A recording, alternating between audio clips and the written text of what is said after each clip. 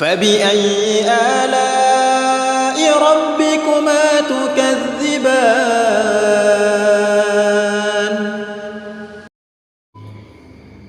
Alhamdulillahirrabbilalamin. Sahabat pecinta ilmu tajwid yang dirahmati Allah Subhanahu wa Ta'ala, kembali lagi dalam pembahasan makharijul huruf. Kali ini kita masuk kepada huruf kha, di mana sering kali terjadi kesalahan ketika melafazkan huruf kha. Sebagian dari kita melafazkan huruf kha bukan pada tempatnya, sehingga terjadi kesalahan di dalam melafalkannya. Contoh, misalnya ada yang kehilangan suara atau ada yang kehilangan sebagian dari nafasnya. Sehingga penting bagi kita untuk mengetahui dari mana huruf kha dilafadzkan dan bagaimana tata cara pelafalan huruf kha itu sendiri. Baik sahabat, kita akan masuk kepada tempat keluarnya huruf kha, atau dalam ilmu tajwid disebut dengan makharijul huruf. Huruf kha dikeluarkan melalui tenggorokan bagian atas atau biasa disebut dengan ujung tenggorokan, di mana huruf kha dikeluarkan dekat dengan pangkal lidah kita, sehingga salah satu cara melafazkan huruf kha itu adalah ketika terlafazkan kha itu berbunyi dengan suara yang tebal disebabkan oleh terangkatnya pangkal lidah ke atas langit-langit kita. Baik sahabat, yang pertama bagaimana melafazkan huruf kha. Seperti yang tadi telah disampaikan bahwasanya ketika huruf kha dilafazkan melalui tenggorokan bagian atas atau ujung tenggorokan, maka yang pertama adalah huruf kha dilafazkan dengan suara yang beriringan dengan nafas. Namun nafas yang dihasilkan ketika kita melafazkan huruf kha yakni adalah nafas yang keruh, nafas yang tidak bersih. Berbeda halnya dengan huruf sebelumnya yang telah kita bahas, yakni huruf ha yang dihasilkan dengan suara dan nafas yang bersih atau jernih. Karena tarikan nafas yang berasal dari ujung tenggorokan, sehingga ketika kha dilafazkan adalah beriringan dengan suara dan nafas yang keruh. Contoh, kha bukan ha. Seumpama kita akan melafazkan kosakata ukhti atau akhi bukan dengan pelafalan uhti ataupun ahi, maka itu adalah pelafalan yang salah, karena huruf kha dikeluarkan pertama tadi melalui tenggorokan bagian atas, yang paling atas atau biasa kita kenal dengan ujung tenggorokan, dan cara melafalkannya itu adalah dengan suara yang beriringan dengan nafas. Nafas yang dihasilkan adalah nafas yang keruh. Kha, khi, hu, bukan ha ataupun ha, hi, hu. Maka itu adalah pelafalan yang masih kurang tepat atau salah. Kemudian yang kedua, yakni adalah ketika huruf kha dilafazkan tidak dengan suara yang ditekan atau ditahan, melainkan dengan suara yang mengalir. Dalam ilmu tajwid, suara yang mengalir ini disebut dengan sifat rakhawah. Contoh, bakh, bikh, bukh. Suara yang mengalir ini akan sempurna terdengar ketika kha dalam keadaan sukun atau ketika kha dalam keadaan bertasydid. Contoh, bakh atau bikh ataupun bukh. Bakha atau bikha dan bukha seterusnya.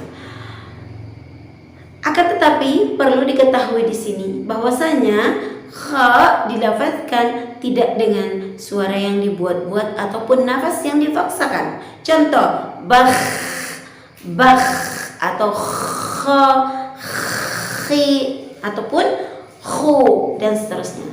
di sini adalah ketika telah dikeluarkan melalui tenggorokan bagian atas atau ujung tenggorokan, maka yang perlu dilalui di situ adalah mengeluarkan suara dengan beriringan nafas yang sedikit keruh atau nafas yang tidak benar-benar jernih. Contoh, kha, khi, khu. Tidak harus memaksakan suara atau tidak harus memaksakan nafas. Seperti contoh pada awal tadi, yaitu kha, khi. Tidak sampai seperti itu.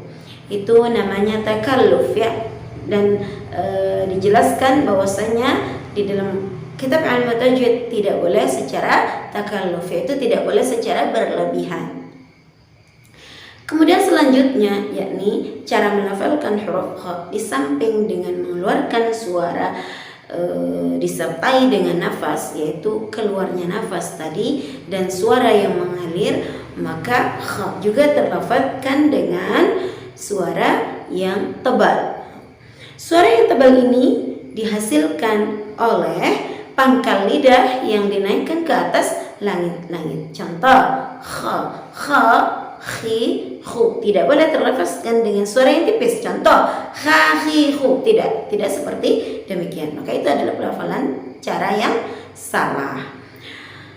Dalam ilmu tajwid, suara yang tebal ini adalah nama sifatnya, disebut dengan sifat isti'la.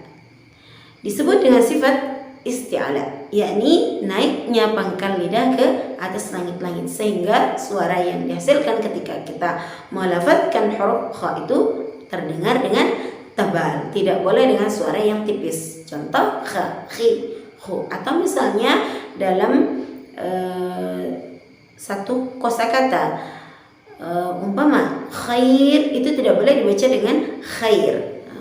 Contoh, tidak boleh khair dibaca dengan khair. Maka itu masih tergolong suara yang tipis atau pelafalan yang tipis. Selain itu sahabat, kha juga dilafazkan dengan cara dibuka atau merenggangkan antara pangkal lidah ke langit-langit. Maksudnya merenggangkan yaitu adalah tidak dengan menempel atau menekan lidah ke atas langit-langit, sehingga huruf kha tidak terdengar gumpalan suara. Contoh, terdengar misalnya gumpalan suara kho. Itu dihasilkan karena seluruh lidah berhadapan atau seluruh lidah tertempel kuat di atas langit-langit. Maka itu adalah pelafalan yang salah. Cara pelafalan huruf kha yang benar adalah dengan posisi lidah tidak terlalu dekat. Posisi lidah ini di luar pangkal lidah. Ini selain pangkal lidah yang tadi disebutkan huruf kha dilafazkan dengan suara yang tebal tadi.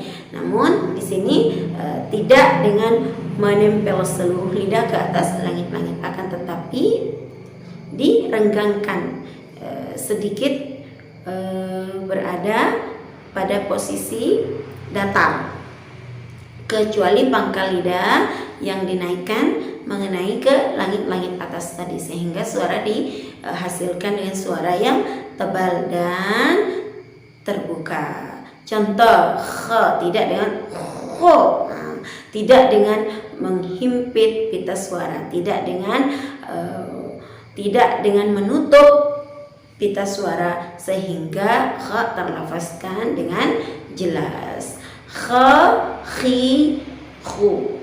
Kemudian ketika kita melafazkan huruf kha, di situ terjadi rasa yang berat. Beratnya huruf kha dilafazkan itu disebabkan oleh karena tempat keluarnya, yaitu tenggorokan bagian atas, bagian tenggorokan yang masih jauh dari ujung lidah kita atau yang masih jauh dari permukaan kedua bibir kita, sehingga menyebabkan huruf kha dilafazkan dengan suara yang berat. Nah, maka suara yang berat ini dalam ilmu tajwid disebut dengan sifat isma. Itulah sahabat tempat keluar huruf kha dan tata cara melafalkan huruf kha. Mari kita berlatih melafalkan huruf kha, mulai dari harakat fathah sampai terdapat harakat kasrah dan dhammah, serta di situ terdapat sukun dan tasydid. Untuk mendapatkan atau untuk melafalkan huruf kha dengan cara-cara yang telah disebutkan seperti tadi, dengan suara yang mengalir, dengan nafas yang keluar, dan dengan suara yang ditebalkan, serta hingga merasakan beratnya huruf kha dilafazkan. Kita mulai dari harakat fathah. Kha, khi, khu. Ingat, huruf kha tidak boleh dilafazkan dengan kha, khi, khu. Akan tetapi di situ terdapat pangkal lidah yang naik ke atas langit-langit sehingga menghasilkan suara yang tebal. Contoh, kha, kha, khi, khu. Akh atau bakh, bikh, bukh. Atau seumpama ada tasydid, bakha, bikha, bukha. Ingat dengan suara yang mengalir, bukha. Kha, khi, khu, akh, khukhan, khanikhah. Minal mukhni, makhikhan, khanikha. Khakhan, khanikhah. Minal mukhni, makhikhan, khanikha. Khakhan, khanikha. Akhi, akhi, khihi. Akhi, akhi, khihi. Akhun, wa minal mukhni, mukhakhan, khanikha. Tidak boleh dilafazkan wa minal mukhni, mukhakhan. Tidak boleh. Wa minal mukhni, mukhakhan, khanikha.